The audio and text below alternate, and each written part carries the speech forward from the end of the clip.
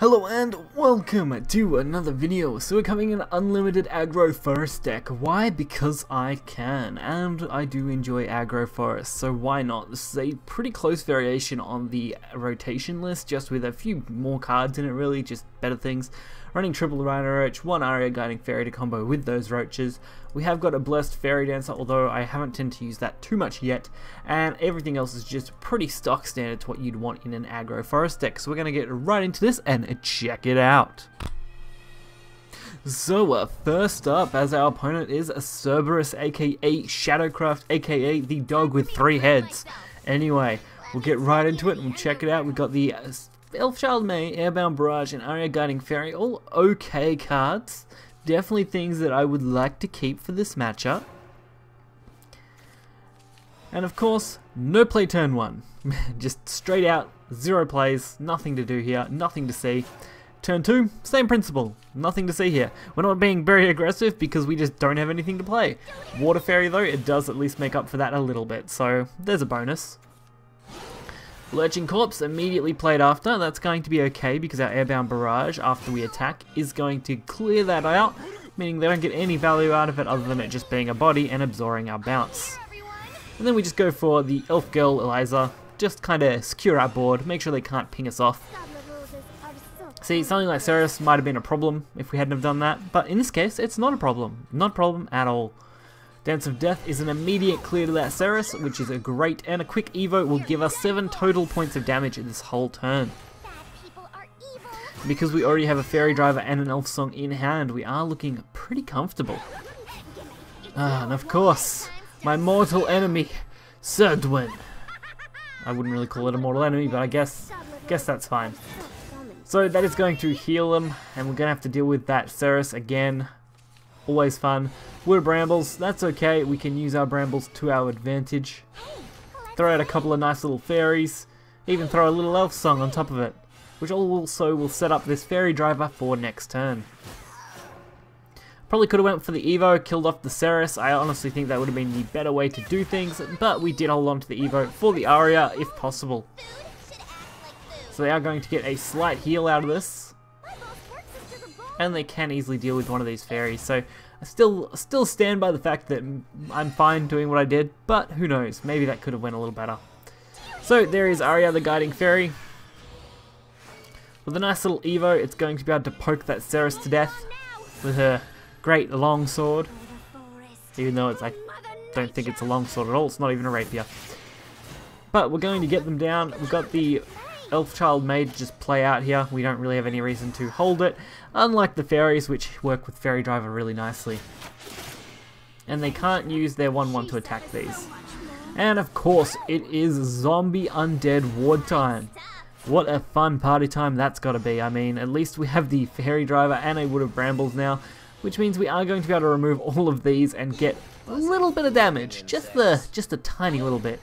If only we had one more play point, we could have actually cleared this and done some good damage.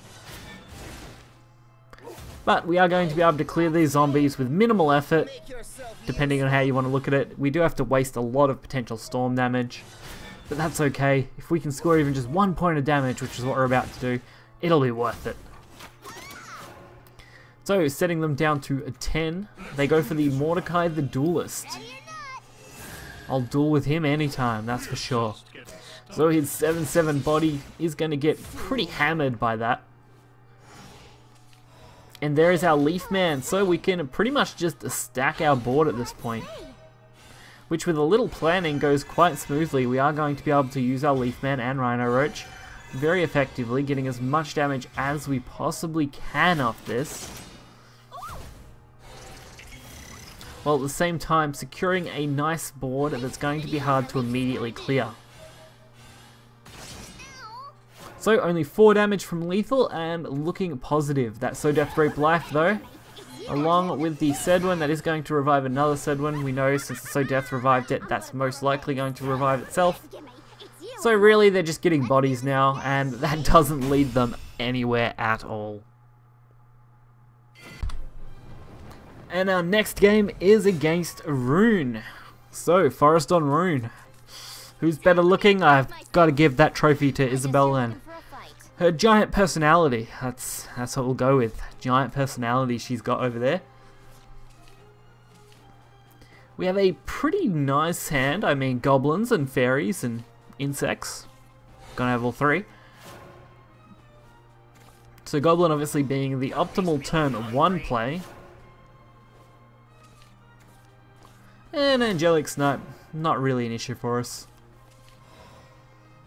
But, I mean, we have Fairy Whispers, which I actually quite like that card. Even in this current game, I really enjoy it. It was a pretty major staple for a very long time.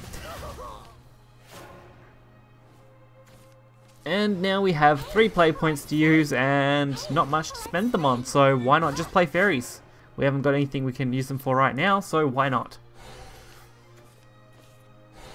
And all I needed was for them to give me a target to use Airbound and Insect Lord on, and we would have actually had a reasonable play.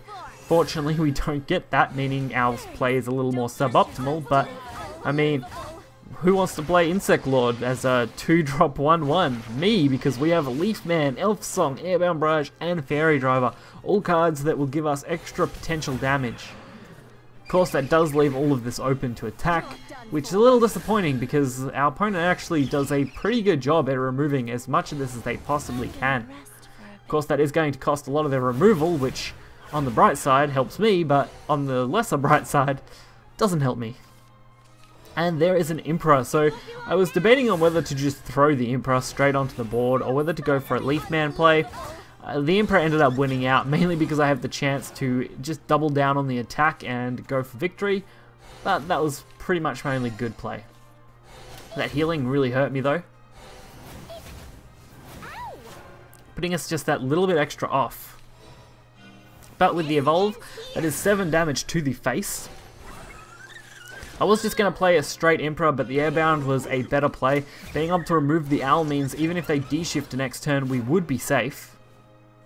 Or at least mostly safe. If they double D-shift, we'd have a problem, but fortunately for us, they didn't do anything and just conceded their whole life to us, so why not? I mean, why wouldn't our opponent just give up their life to the new Forest God? Cough cough, definitely not me, because Forest sucks, but that's not the point. Hopefully you guys enjoyed the video. Be sure to hit the like button and subscribe. As always, you'll find the deck list in the description below, and I will catch you guys next time. See ya.